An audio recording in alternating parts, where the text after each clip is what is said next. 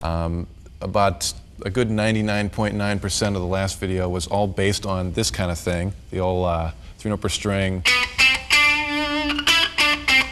kind of like picking, alternate picking starting with a downstroke kind of thing. Millions of variations on that, and it's all based on being able to do that lick, cleanly and with some amount of control.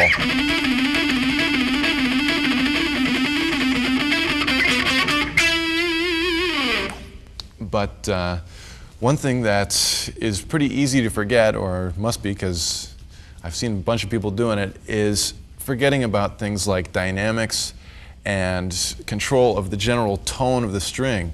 By that I mean like being able to mute it when you want to, or being able to have it open. And by dynamics, being able to play it real light and mute it if you want, or real open and loud.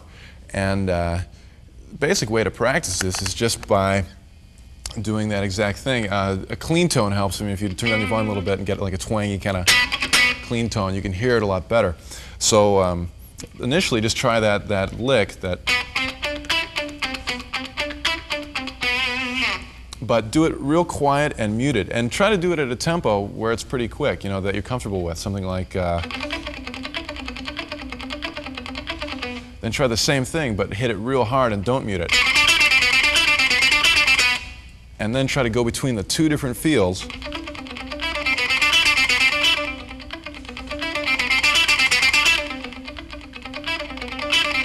If you can play it quicker, great.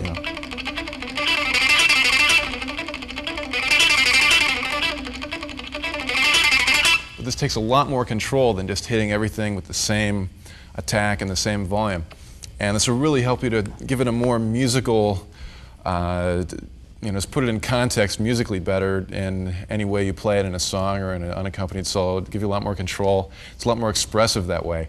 With distortion, it'll sound a little bit more like this. Let me try it like this. I'll hit it real light and muted first. I'll start hitting it harder. Light and muted.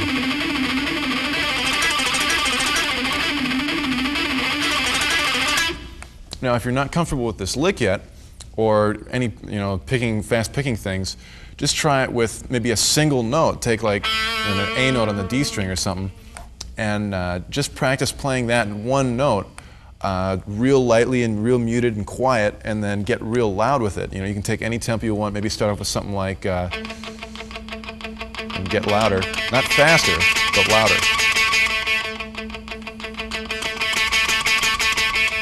Now, the actual technique for this isn't necessarily hitting it much harder with a pick, but using more of the pick to hit it, which ends up hitting the string harder. In other words, I'm sort of lowering my pick into the string. When I'm picking it lightly, I'm still picking it pretty hard, but you're just using the very tip of the pick, And then I lower the pick in to hit it harder because it uses a larger part of the pick, so it whacks it a little bit better.